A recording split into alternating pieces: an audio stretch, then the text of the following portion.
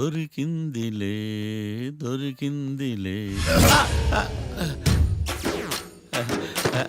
నమస్తే సార్.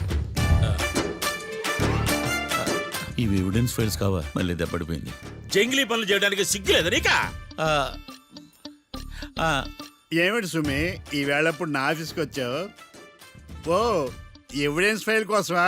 ఇది సినిమా కేసులకు సంబంధించిన ఫైలు. లా ఒక్కింత లేదు, చదివాడు గాని. ఒక్కలో తమను పగలంటారా నీ బోందా? School పిల్లకాయ rubber మింగేసినట్టు గమ్మునుంటావేంది? మాట్లాడు. ఎవిడెన్స్ ఫైల్ ఇచ్చినప్పుడు తీసుకోకుండా ఇప్పుడు వచ్చి గుడిసాడు పనులు చేయడమేంది? అప్పుడు తీసుకోవాలనిపించలేదు, ఇప్పుడు అడగాలనిపించలేదు, అందుకే ఇలాగా. చూసారా సార్, సిగ్గు లేకుండా ఎంత మూర్ఖంగా మాట్లాడుతున్నాడు. వీడొకడు సుమి సుమి అంటూ నా ప్రాణాలు తీస్తున్నాడు. సార్, ఎప్పుడు నెగటివ్ గానే మాట్లాడతారు, పాజిటివ్ ఉండదా? ఏం ప్లేడరో గొంతు లేస్తుందే. బ్యాట్స్మెన్ బౌలర్ కలిసి ఎంపైర్ని దెబ్బేసినట్టు మీ ఇద్దరు కలిసి నన్ను టార్గెట్ చేశారండి సార్. అసలు నువ్వు చేసిన పనికి పోలీస్ కంప్లైంట్ ఇవ్వాలి. ఈ విషయం బయటికి తెలిసిందనుకో పరువు పోదు సార్. ఇది ఏమన్నా బయటికి చెప్పుకునే విషయం అండి? పరువు వద్దని తెలిసినప్పుడు ఎందుకు చేశావు? నీ తెక్క దశలు చూస్తా ఉంటే నా రక్తం ఏరులై పారుతుంది. పెన్నా నదిలోనా కృష్ణా నదిలోనా సార్? చింత పిక్కల సాకులు చెప్పడానికి సిగ్గులేదు నీకా? సరే సార్, నేను బయలుదేరుతున్నాను. ఆగో, ఇదిగో ఏకాంతమో ఆ ఎవిడెన్స్ ఫైల్ ఇచ్చి వీడి పీడ వదిలించకూడదా? ప్లీజ్.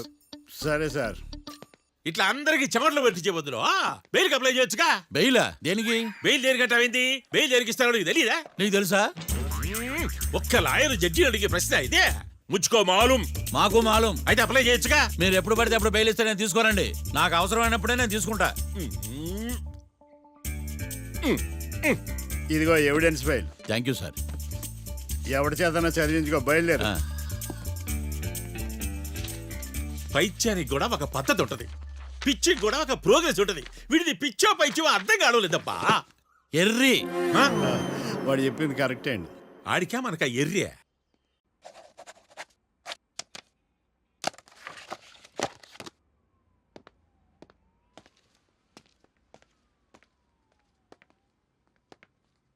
ఎవర్రా వాళ్ళు?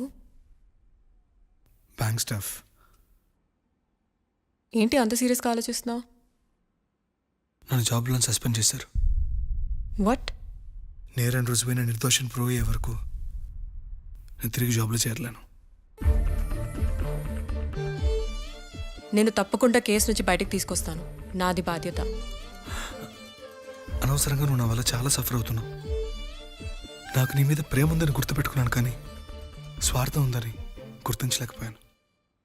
అందుకే ఒక నిర్ణయానికి వచ్చాను. ఏంటది? మనం మనం విడిపోదాం. వాట్? అసలు ఏం మాట్లాడుతున్నావు అర్థమవుతుందా నీకు? ఇప్పుడున్న సిచ్యువేషన్లో నేను ఈ కేసు నుంచి బయటపడతానా, అసలు బయటకు వస్తానా లేదా అన్న గ్యారంటీ లేదు. నేరం రుజువైతే ఎన్నేళ్ళు శిక్ష పడుతుందో కూడా తెలీదు. నా ఫ్యూచర్ ఎలాగో నా చేతిలో లేదు. నీ ఫ్యూచర్ రిస్క్లో పడుతున్నామని భయంగా ఉంది. ప్రేమకి భవిష్యత్తుకి మధ్యలో భయం ఒకటి ఉందని గుర్తు చేస్తున్నావా? ప్రేమ భయానికి లమ్మకపోయినా భవిష్యత్తుకి భయపడాలిగా. ప్రేమించిన అమ్మాయి కలలో చూస్తూ ప్రపోజ్ చేయడానికి రాని ధైర్యం బ్రేకప్ చెప్పడానికి మాత్రం ఎలా వస్తుంది?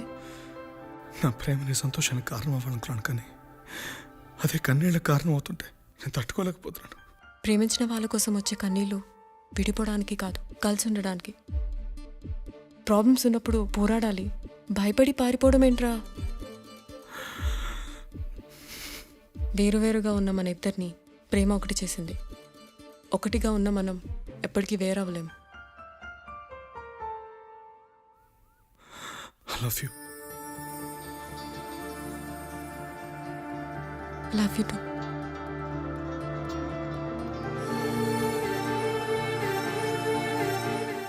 సముద్రాన్ని దాటి ప్రేమని జయించడానికి ఇది రామాయణం కాకపోవచ్చు, కానీ ఎన్ని కష్టాలు వచ్చినా ఈ సీత నీకోసం ఎదురు చూస్తుందని మర్చిపోకు.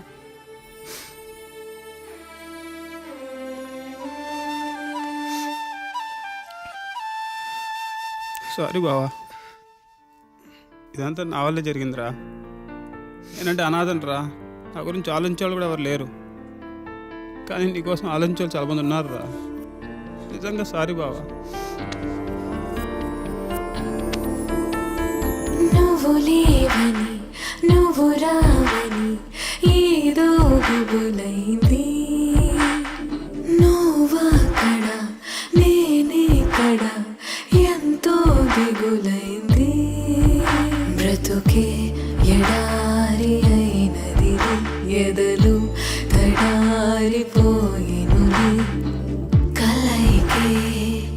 కలయిక నేడు కాలం బరువుగా కదిలెను నువ్వు లేవని నువ్వు రావని ఏదో గుబులైంది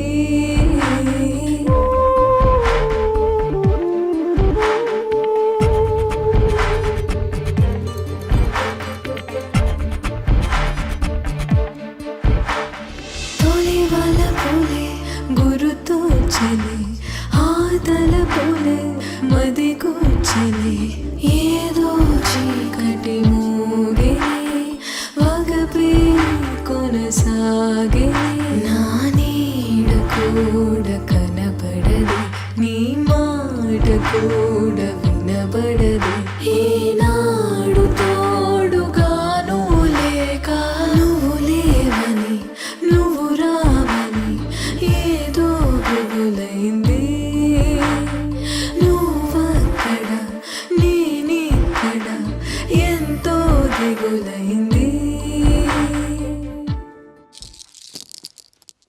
మ్మ్. గురుడు మూడో స్థానం. ఆ? హలో, నేను లాయర్ మాట్లాడని మాట్లాడుతున్నా. ఓ మీరా? మీ అబ్బాయి జాతకం ఇప్పుడే సరి చేస్తున్నా. మీరేం టెన్షన్ పడకండి. మీ అబ్బాయి పెళ్ళికి మంచి ముహూర్తం పెట్టే బాధ్యత నాది. నన్ను నమ్మండి. ఉంటాను. ఎవరు మావయ్య ఫోన్లో ముహూర్తం పెడతానంటున్నారు?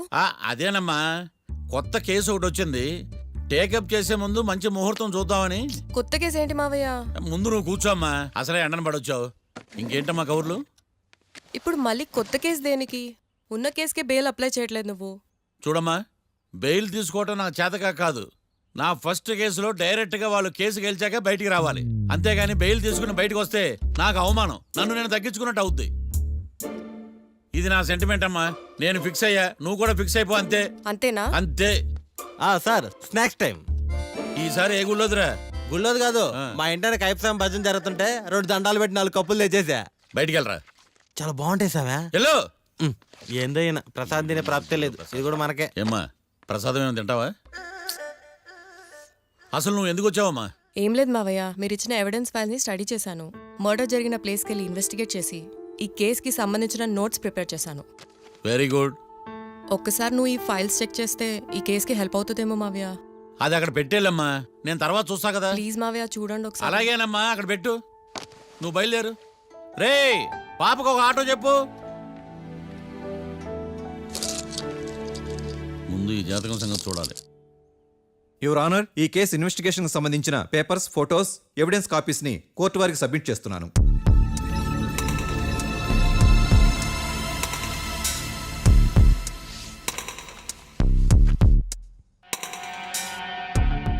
యువర్ ఆనర్, ఈ ఇద్దరు ముద్దాయిలు కాట్రాజ్ సింగ్ హత్య చేసి పారిపోతుండగా 3 వ్యక్తులు చూశారు. ఆ 3 సాక్షుల్ని కోర్టులో ప్రవేశపెట్టవలసిందిగా మిమ్మల్ని కోరుకుంటున్నాను. Permission granted. భద్రం భద్రం భద్రం. మీ పేరు? భద్రం సార్. మీరు ఏం చేస్తుంటారు? నేను రైల్వే గార్డెన్ సార్. ఆ రోజు ఏం జరిగిందో కోర్టు వారికి చెప్పండి. ఆ రోజు డ్యూటీ పూర్తి చేసుకుని ఇంటికి వెళ్ళేసరికి అర్ధరాత్రి అయింది. బాగా ఆకలేసింది. మా ఆవిడ నిద్ర లేపడం ఎందుకని నేనే టిఫిన్ చేసుకుంటున్నాను. కరెక్ట్ గా అదే టైంకి అదిగో వాళ్ళిద్దరున్నారే, వాళ్ళు దాబాలోకి వెళ్ళడం నేను చూశాను సార్. కొంచెం సేపు తర్వాత నేను టిఫిన్ తింటున్నప్పుడు నాకు తుపాకీ కాల్చిన శబ్దం వినిపించింది. ఏమైందని టెన్షన్తో బాల్కనీ దగ్గరికి వెళ్ళి చూసేసరికి వాళ్ళిద్దరూ హడావుడిగా కారులో పారిపోయారు సార్. కారు ఇదేనా? ఇక్కడ కారు లేదు సార్. ఓ, ఈ కారే సార్. ఆ ఇద్దరు ఈ కారులోనే పారిపోయారు sir. Okay, you can go. రెండో సాక్షిని కూడా ప్రవేశపెట్టవలసిందిగా కోర్టు వారిని కోరుకుంటున్నాను. సుమన్. నమస్తే సార్. నమస్తే సార్. నీ పేరు? సుమన్. డాబాలో వచ్చి జరిగే టైంకి నువ్వెక్కడున్నావు? రోడ్డు కట్టు పక్క పని చేసుకుంటాను సార్. సడన్ గా డామ్ డామ్ అని తుపాకీతో కాల్చిన శబ్దం వినపడింది సార్. నేను కంగారు పడి డాబా వైపు చూసేసరికి ఆ ఇద్దరు కుర్రాళ్ళు డాబాలోంచి పరిగెత్తుకుంటూ వచ్చి కారెక్కి పారిపోయారు సార్. నువ్వు చూసింది ఈ కారేనా? ఈ కారే సార్. సేమ్ జిరాక్స్ ఈ కారే sir. Okay, you can go. అమ్మా, ఆ రోజు డాబాలో హత్య చేసి పారిపోయిన వాళ్ళు ఈ కోర్టులో ఉన్నారా? ఉన్నారు. వాళ్ళని గుర్తుపడతారా? అదిగో వాళ్లే. యువర్ ఆనర్, ఈ 3 చెప్పిన సాక్ష్యాధారాల ప్రకారం వీళ్ళు నేరం చేశారని రుజువైంది. అత్యంత దారుణంగా ఓ వ్యక్తిని కాల్చి చంపినందుకు కళ్యాణ్ని, అతనికి సహకరించినందుకు రాకీని కఠినంగా శిక్షించవలసిందిగా కోర్టు వారిని కోరుకుంటున్నాను. That's all your honour. Mister defence lawyer, mister Marthandam,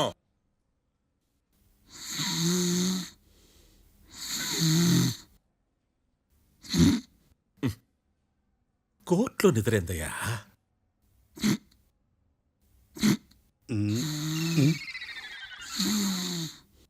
ఇతను లాయర్గా ఎందుకు పెట్టుకున్నారయ్యా? మార్తాండం గారు, మిస్టర్ మార్తాండం, చర్చి గారు వాదించమంటున్నారు. కేసు విచారించండి. సార్, ఆ ఏకాంతం చెప్పిందంతా సొల్లండి. వాడి మాటలు నమ్మకండి. That's all your honour. దీన్ని తీవ్రంగా ఖండిస్తున్నా యువర్ ఆనర్. ఇతను సొల్లు గిల్లు అని అన్పార్లమెంటరీ లాంగ్వేజ్ వాడుతున్నాడు. లా చదివాడా, ఎల్కేజీ చదివాడా? నేను కూడా తీవ్రంగా ఖండిస్తా ఉండాలి లేవయ్యా. మీరు కూర్చోండి. సొల్లు అనే మాటను కోర్టు రికార్డుల నుంచి తొలగిస్తున్నాను. Mister Martandam, yes sir. లేచి నిలబడవయ్యా. నువ్వు ఇంకొకసారి కోర్టులో సొల్లు మాటలు మాట్లాడావంటే నీకు నాన్ బెయిలబుల్ వారెంట్ ఇష్యూ చేస్తాను. Sorry sir. సాక్షులు ఇచ్చిన స్టేట్మెంట్స్ ప్రకారం నీకేమైనా డౌట్స్ ఉంటే నువ్వు వాళ్ళని విచారించవచ్చు. అబ్బే, వాళ్ళతో నాకు పెద్ద పరిచయం లేదండి. కానీ ఒక డౌట్ ఉంది. ఏందద్యా? వాళ్ళు నిజమైన సాక్షులా, దొంగ సాక్షులని? దొంగ సాక్షులా? ఆ, అసలు ఆ డౌట్ నీకెందుకు వచ్చింది? అదే సార్, ఆ ఏకాంతం వాళ్ళని విచారిస్తున్నప్పుడు వాళ్ళు బట్టి పట్టి మరీ చెప్తున్నారండి. బట్టి బట్టి చెప్పడం ఏంట్రా? వాళ్ళు బట్టి పట్టినట్టు నీకెలా అర్థమైంది? ఎందుకంటే నేను కూడా బట్టి పట్టి చెప్తాను కాబట్టి. ఆహా, ఇది నిజం సార్. నీ ఎర్రి ఇంకా తగ్గలేదురా. కోర్టులో నిద్రపోయినందుకు గాను డిఫెన్స్ లాయర్ మార్తాండం గారికి 3,000 రూపాయల జరిమానా మరియు 18 గంటలు జైలు రిమాండ్ విధించడమైనది. నీకు దండం రా నాయన. ఈడైనా రోజు జైలుకి వస్తున్నాడా? ఈ కేసును ఎల్లుండికి వాయిదా వేయడం అనేది.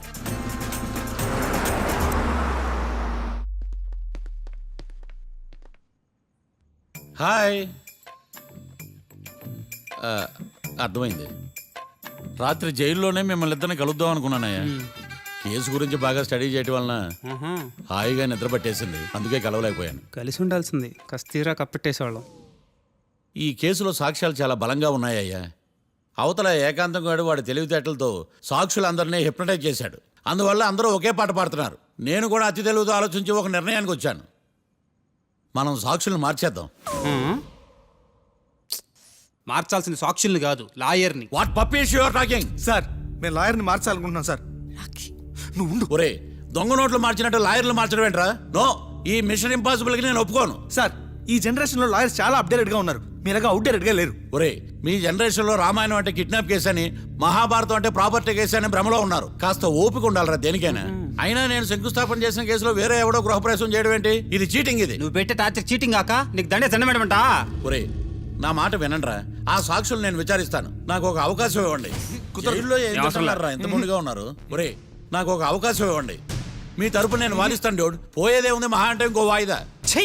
నువ్వు ఏందే ఈ కేసులోంచి నువ్వు బయటపడ్డా వేరే చీటింగ్ కేసులో నేను లోపల దోస్తా. ఎప్పుడు వెళ్ళాలి చెప్పు, ఇద్దరం కలిసి వెళ్దాం. మావయ్య, నువ్వు ఉండమ్మా. అన్ప్రొఫెషనల్ ఖైదీస్ అని వీళ్ళంతా చూస్తా. నువ్వురా. మావయ్య, కళ్యాణ్ ఆ డెసిషన్ తీసుకోవడంలో తప్పులేదురా. కానీ కొత్త లాయర్ అంటే కేసు మళ్ళీ మొదటికొస్తుంది. నువ్వు ఇంకేం చెప్పొద్దు. ఇంతవరకు కోర్టులో జరిగిన అవమానం చాలు. ఈ మావయ్య విషయంలో నేను తీసుకున్న రిస్క్ చాలు. వదిలే. అలా మాట్లాడుకు ప్లీజ్. మావయ్య కోసం కాకపోయినా నా కోసం ఒప్పుకోరా ప్లీజ్ రా, ప్లీజ్. ఈ ఒక్కసారికి నా మాట వినరా. నీ ఇష్టం తీసుకోపో.